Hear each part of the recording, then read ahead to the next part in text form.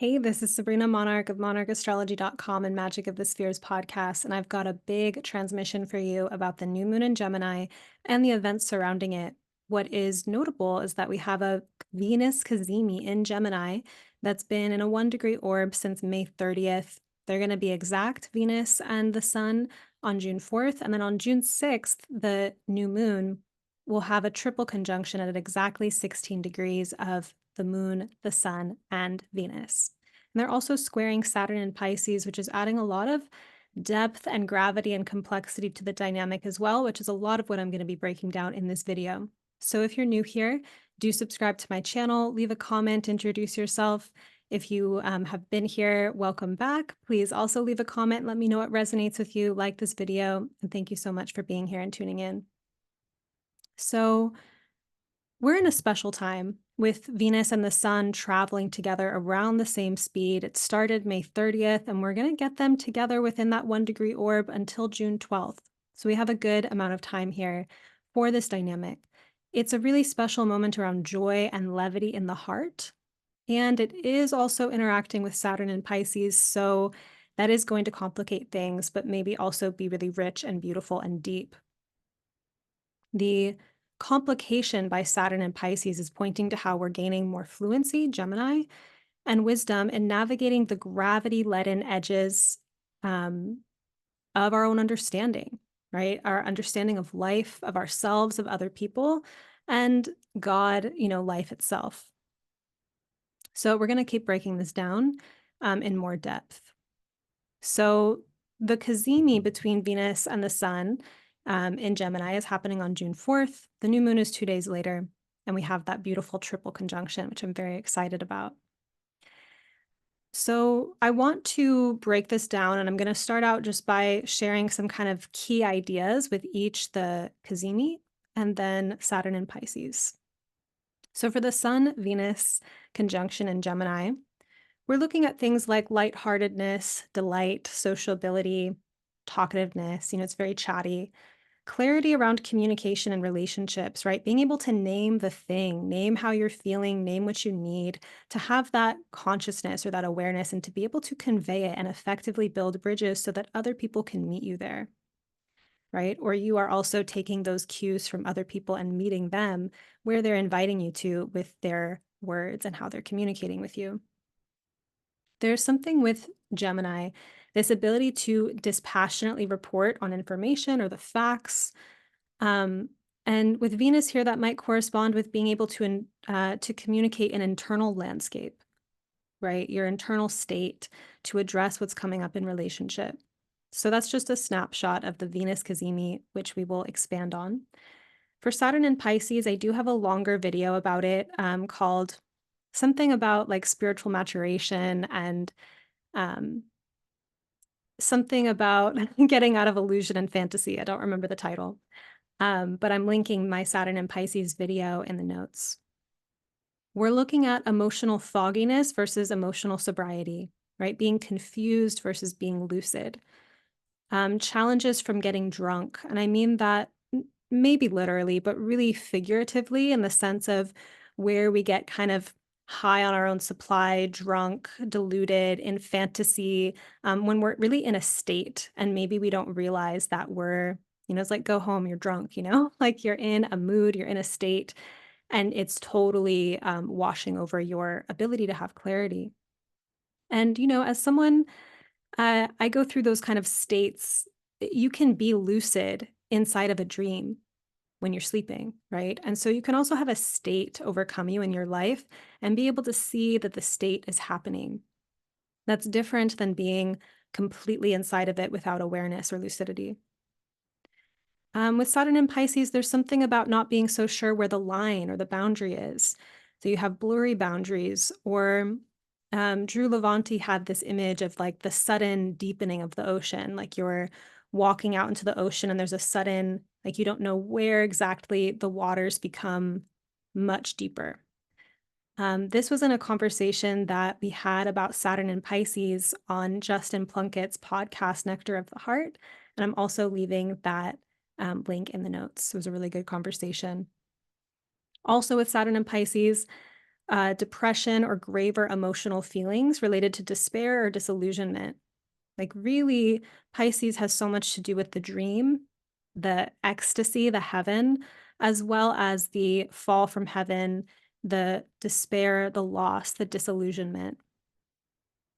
There's something about the necessity of dream and imagination with Saturn and Pisces, and creating tangible material things in our lives from a place of vision and dream.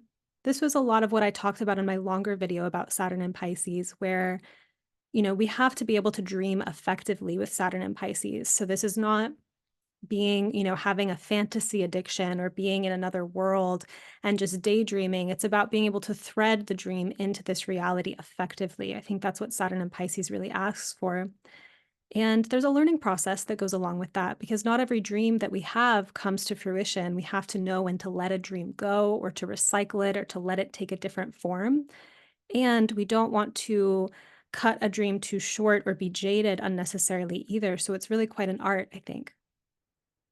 We're also looking at spiritual boundaries or spiritual protection, or the chaos of being influenced, right? So, um, when you walk into a club, you're like at a night, you're in a bar. Are you open to every single person and just like open-hearted and gushing with everyone, or do you kind of have reserve and boundaries? Similarly, like with spiritual energetics, are you open to every little thing out there, or do you have boundary? Saturn is so much about boundary, but Pisces is really porous. So we're looking at, what do you want to be open to and available to? And maybe some of this is also unconscious, because when we are very porous, sometimes we don't know it. And it takes some time and wisdom to understand that. And being porous is also a gift that we have to navigate responsibly. I don't know why I was just thinking about this the other day. It's a film with some famous actors in it, so it's not like that obscure. I just can't remember it. But the main character has this gift where he's like a medium, and when he touches people, he'll get contact from those people's dead loved ones. And he has a really hard time accepting that he has that sight.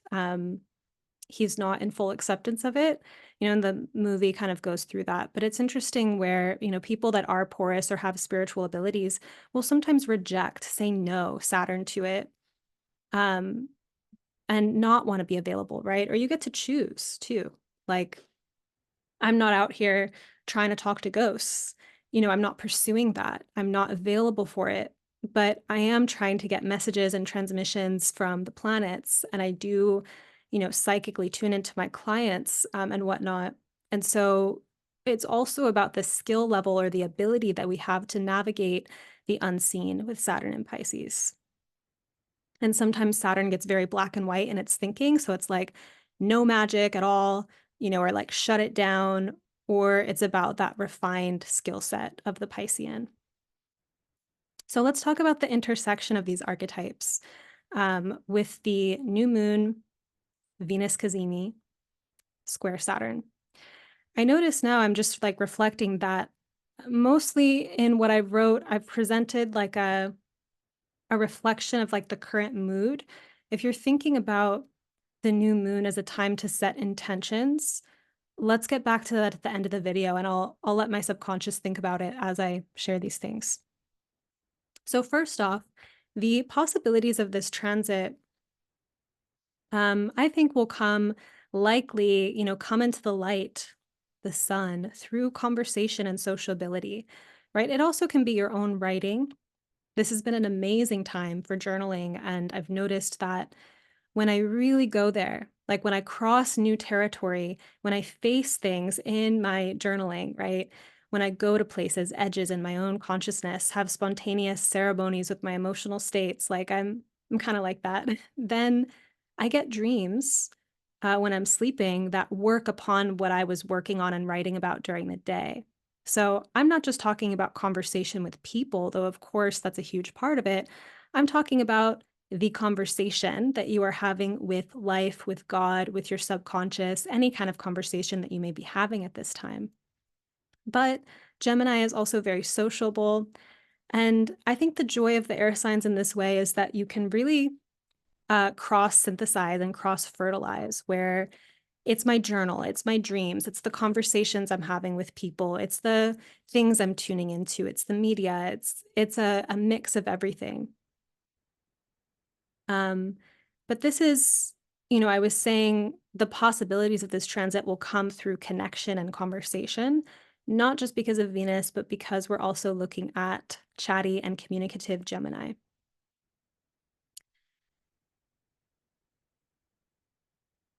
So, my own understanding of this transit has been greatly impacted by making a new friend, Sotiris, here in Athens, who has been following my work for some years. And we began corresponding a year ago around when he wrote me about a synchronicity from listening to my podcast. I was talking about Mercury retrograde and its influence with Pallas Athena.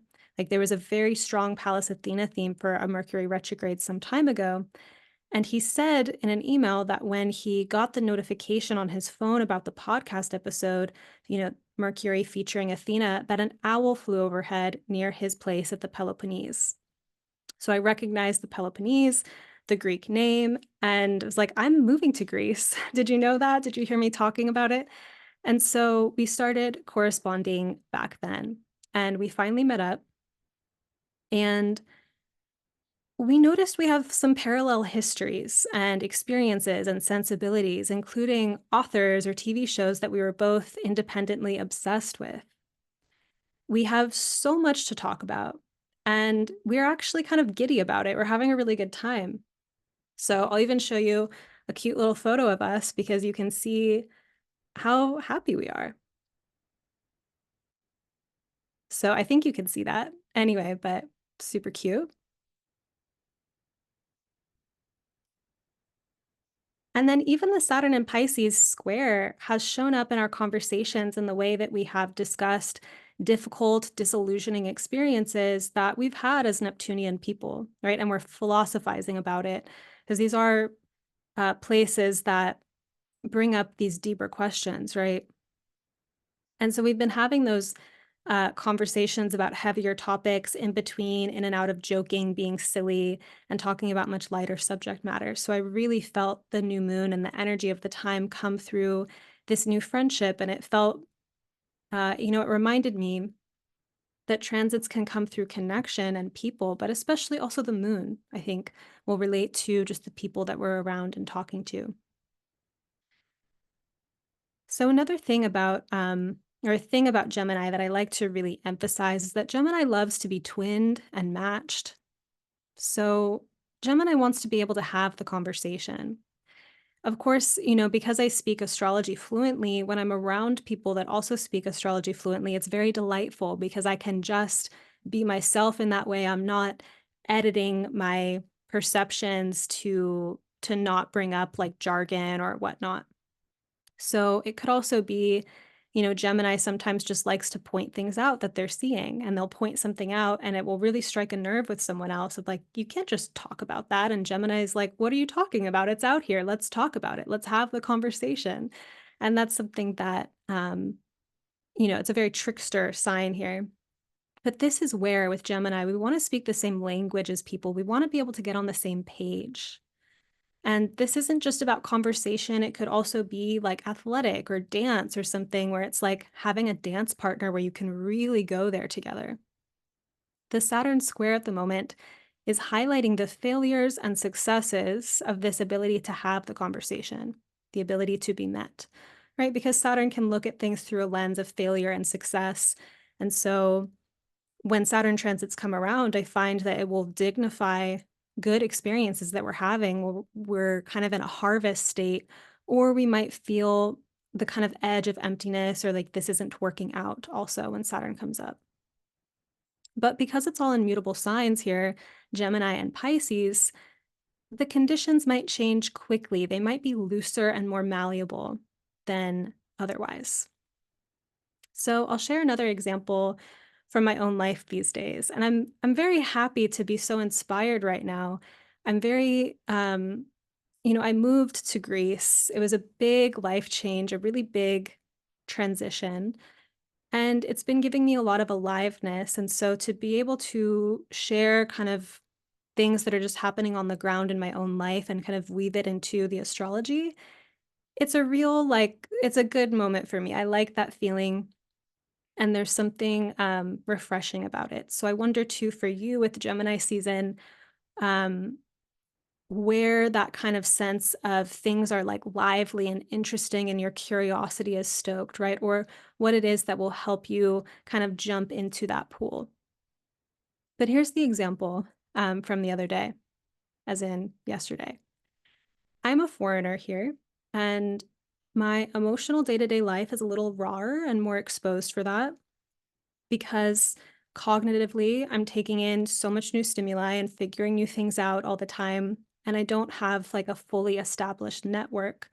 So there's a vulnerability that I feel. And around a week ago, I got to this like loneliness threshold and I was like, I need to start networking and making friends. So I got on Tinder even just to make friends, maybe date. And then the flirtation began and I was very charmed. So I jumped into the dating culture a little bit. And I don't necessarily understand, like a local would, the cultural norms here around timing or plan making. And my ability to read people is different, right? So we have a Gemini thing here about like not social media, but like dating apps are very Gemini, and also just being able to read people, how to have conversations and be talking about the same thing, Gemini. But for me at the moment, the Saturn and Pisces, it's like being in a new culture, right? So there's something exciting and new at times and also foggy or confusing. And whether or not I follow or match cultural norms, it's just nice for me to know what they are. So I have a reference point. And I had loose dinner plans with someone yesterday, and we'd been talking for a week. It was really fun. And a few hours go by, and he's out of communication with me, and it's getting later. And I'm like, is it just a Mediterranean thing that people eat late? But I would like to have a sense of what's going on tonight. So I was getting very uneasy and a little bit like fucked up by it emotionally because I was upset. And I was starting to get to a place of this is going against my standard of how I want to relate, how I want to connect. I might have to call this off because he's incommunicado, he's disappeared, and the night is getting later. So, me and my Pisces ass, Pisces rising, Pisces stellium, I can always take things to deeper and deeper proportions. And so I started thinking about my mom's stories about dating when she was younger and seeing some connections and starting to get really like, this is a portal. This is deep. I'm in it. I open the Akashic records. I'm stressed out. I pull tarot cards. I'm a real mess, over something that's really just who knows. This is what, dating to me is a dramatic mixed bag. And I've certainly gotten better over the years in terms of emotional sobriety inside of it. But I let myself have this pocket open up. And I texted my friend, Sotiris, that I mentioned about it. Because at this point, I'd called it off. I found out that he was like working, and, this guy that I was supposed to have the date with, he was working and got back to his phone and like he was too tired and he wanted to like reschedule. And I was upset. I texted Sotiris about it. And I'm walking to go get dinner by myself. I'm dressed up. Um, I was lightly in a state of disappointment and feeling this heaviness of loneliness, the drama of being alone in a new country, like blah, blah, and consciously being mindful of that state and not getting fully drunk on it, but just being like, deflated, disappointed, gonna go have dinner by myself, I guess. And then Sotiris invited me over for dinner instead, and I was delighted. Then I'm levity and Gemini again. Originally, I even had felt shame, Saturn, about dumping this process, this story onto him over text, but he assured me that it was good to communicate and it allowed the night to change like this. And then my night took a delightful turn. I got to experience friendship, Venus and Gemini, in a time of need, Saturn, right? I'd even been texting with a friend who was really going through it earlier and just felt that heart warmth of Venus, Saturn, a friend going through something difficult, and talking about it together. So there was something in the air about that. And so when I allow myself to be seen and to be met, um, I don't try to create crisis on purpose to get attention or anything like that, but I do recognize that when I'm in crisis, my heart is wide open for love. And when I reach out in need and I am met, uh, it it touches me in a really deep way. So I don't tend to isolate in crisis. But even when that pattern sneaks up a little bit, it's just nice to remember that you can reach out and be met in this world. So maybe, that's my personal anecdote. I'll weave it in if you don't already feel the archetypes in it. But there's perhaps a reworking of our communication and relationship that's happening right now. And Saturn in Pisces is blurring the boundaries of our known conditioning. We can't have new experiences if we always behave in the same way and make the same choices. I noticed a phenomenon as well of my own willingness to be chatty, to be spilly, to confess things, to be a little bit like out there, saying more than I normally let myself, and other people doing the same thing, gushing, confessing, apologizing. So there's something going on of like, is it okay to say this thing? Maybe I'm saying too much, and something being hashed out here. Gemini definitely doesn't care as much about the rules as Saturn. And sometimes there's really a tangible relief, like a deep sigh, when someone is willing to say something that's just a little bit outside of the edge of normal, decent, or allowed conversation. I mean, Gemini can certainly throw a wrench too, but Gemini is clever like this, always finding new ways to push the conversation forward, especially when we're not busy mimicking an existing conversation and just fitting in. So there is a question then with this dynamic of the blurry kind of Saturn and Pisces, where's the line? What are we allowed to say? Are these rules of speech even valid? Right? Like what I've had a few of these moments of like communicative, communication wise, like what should I say? How should I address this novel and new situation that I don't know how to deal with? So maybe you're experiencing the same thing. And then more esoterically, this dynamic also had me reflecting on magic and consequence, right? Spells and consequences, or how random and lighthearted Gemini, we let ourselves be with the spiritual deep end, Saturn and Pisces, versus how seriously we take things. So, for example, consider a person who doesn't believe in spirits, doesn't believe in that realm, and decides to fuck around with a Ouija board, right? Like, hmm, some issues there, right? And then also, sometimes things are more lighthearted than we think, right? Again, where's that value judgment? Value judgment being a very Venus Saturn thing, by the way. Casting a love spell might seem like fun and innocence, but is it respecting the free will of another person? Is it a specific spell cast at a person? Is it like open for whoever, like the true resonating person? Like, what are the parameters of the spell? What are the nuts and bolts of it? Is it ethical? Is there something to be said about taking ethics and possible consequences more seriously? For me, I tend to interrogate magical practices psychologically. I would sooner want myself or another person to come correct to the magic and not use magic as a replacement for other basic needed skills or steps. And I love magic. I'm always talking about the magic and living in a magical reality. Magic permeates my life so deeply. But in terms of strategies and methods for getting things done, there is the question of what is the responsible pathway? Do you blend magic with practical actions? Probably a good idea. But when people don't take practical actions or really don't look at their own blind spots or their own projections and then they use magic irresponsibly, that's where I have an issue. So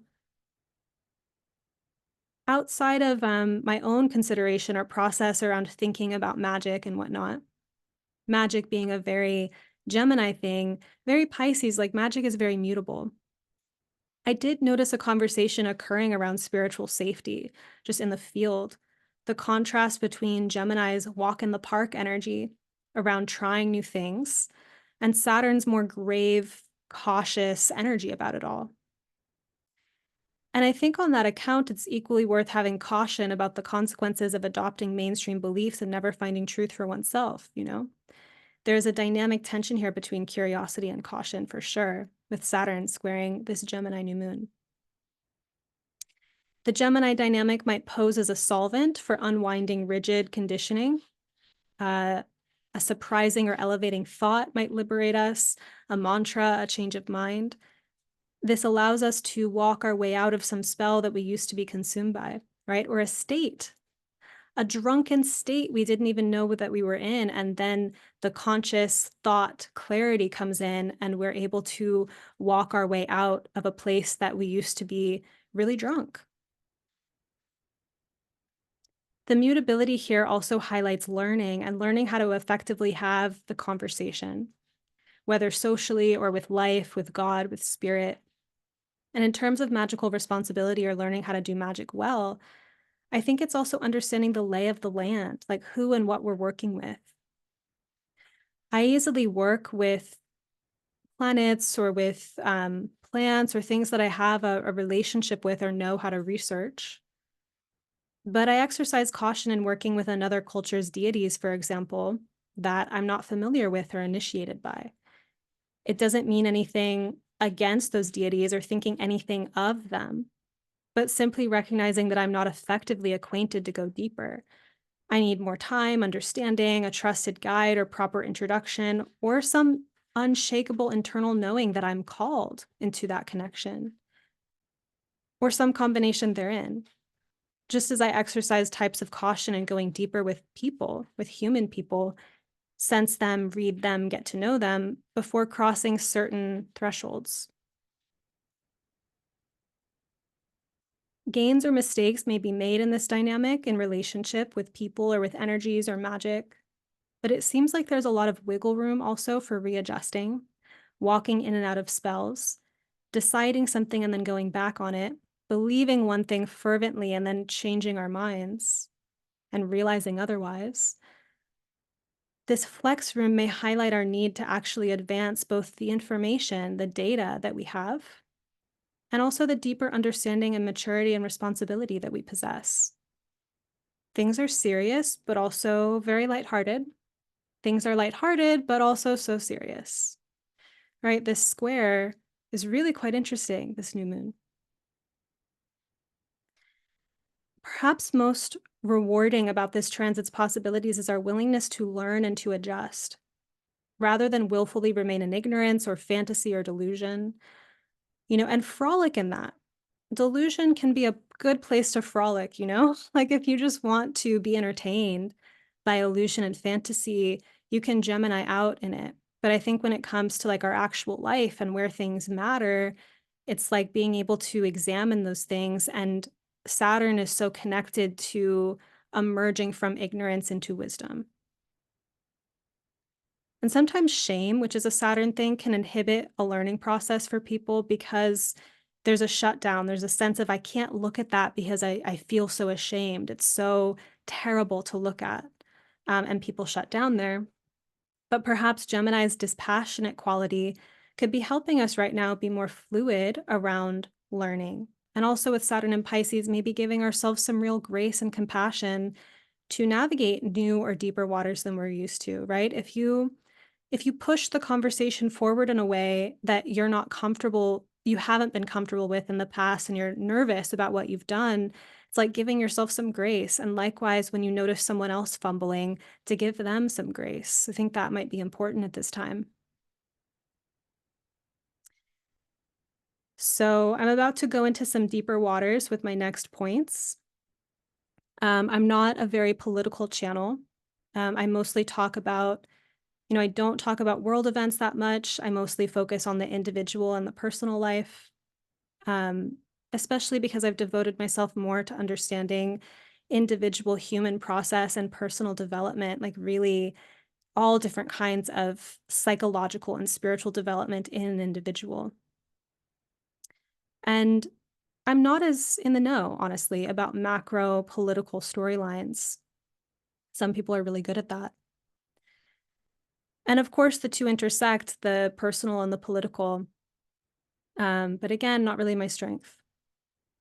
But I do want a presence, when I'm thinking about this transit and I'm thinking about the conversations that I'm having and I'm thinking about the conversations that I'm witnessing people having. I really do want a presence that there is absolutely heartbreaking, disillusioning, horrifying information about war and genocide, people's entire lives that have become collateral. And that's all in the air for the people that aren't horrifyingly experiencing it on the ground. And so many people are digesting this and having despair and questioning around it. It's a very Saturn and Pisces experience. And also the Gemini part at the moment of just considering the conversation or kind of the taking in the information. There's a sense of trying to comprehend or navigate disaster, the moral imperatives that people feel around working to influence the course of events. For example, in the United States, where our tax dollars and some representatives are involved in funding the war. And there's something to be said for the way that our minds and hearts change when we integrate or try to comprehend forces in the world that are so deeply incomprehensible, so profoundly tragic and disillusioning. And the main thing I want to offer around it at the moment is to consider that the heart is a place of deep grief and generosity, right? In the micro, I encounter this a lot as like the being open to love and to life, and the way that that involves the necessity of being present with our own grief and with disappointment and with despair that you don't get to pick in that personal process way. If you close your heart for it all. If you open your heart, you open your heart for it all. So Pisces, we know as, such a mystical sign, so loving and so melancholic. Saturn, also very melancholic. So we might be processing things at this time, whether it's collective events or personal events or historic things in your lineage, historic things in your own biography. We might be processing very heavy, difficult things that are setting moral and spiritual transformations in motion, whether that has more local, like how you treat people, how you live your life, or more global implications, how you're interacting with the world, um, will have these ripple effects as it moves forth. And so I think that while I was speaking of this kind of solvent quality or this quickness or how things can change quickly, um, some things might take a while to process, or some things are deeper in time. Some things really stretch us into waters that we have not navigated before inside of ourselves. I'm wishing you healing, inspiring, groundbreaking, heart-opening conversations during this transit. If you do not feel you have people who understand yet, right? Pisces really wants to be understood. Gemini wants to be twinned and mirrored and matched. If you don't feel you have that, or people have disappeared from your view or access for whatever reason, please turn to sincere prayer. I really mean that, right? Your conversation that you're having with life, with the fabric that holds everything. I always find that loneliness, which is something that I've truly felt a lot of in my life, is interspersed with chapters of connection. Um, and that the very connection that I find touches me in very places that I once felt empty or alone, right? Like prayers get answered sometimes with delay. Sometimes we have to be patient. The conversations that we are meant to have in life, we can always have, even when the reception becomes dim or the lights seem to have gone out. There will always be waves of those times of busyness and prosperity and reception and liveliness and connection. And we can nurture those harvests by really being in conversation with our own hearts and with life, with God, in our darkest hours. So I wanted to say that because the Gemini energy at the moment, I think, is quite delightful. The Saturn is quite grave and heavy. And the mix of those things is very profound. There's something really deep and magical and powerful in it right now. And I've been noticing in myself in the different emotional waves that I've been going through, having just changed my life so dramatically and being alone in some sense in a new country, that my prayer life, my dreams, my divination have given me an added comfort. It's like the conversation is still happening. And I think that Saturn can represent these blocks or these obstacles, as well as things that forge us. So I wanted to offer that as something to think about. One other thing, one announcement, is that I am hosting another workshop. This has been a series that I've been putting on with my collaborator, Eliza. She was an original student years ago of my evolutionary astrology intensive. She's been a TA for years. She started also teaching with me. And we're doing a series on the houses, and we're at the third house now. So we're working with this concept that your local area, your world, your local world has magic in it, that the house that relates to local area and neighbors and neighborhood is also connected to magic and ritual and divination. So how are these things connected? Um, you can see I have a write-up about it, this class, what you'll get to experience, where we go into that a little bit more in depth, and of course, even more so in the class itself. But you'll really be invited into a dialogue and something experiential with this. I think it's going to be really special. Some people that have been interacting with it already have told me that it's unlocked some things for them. So you can find the link to learn more about it and to sign up in the notes. And I'll leave you with an ask to leave a comment. Let me know how you're doing. Share what resonated with you. Please like this video. Subscribe if you're new here. I'm so happy to be back on this channel. There was a time away for sure, just the move and everything. But I really appreciated your super warm welcome back in my last video and your comments. It really meant a lot to me, and I love talking with you. So please don't be shy. Drop me a line. Thank you so much for tuning in.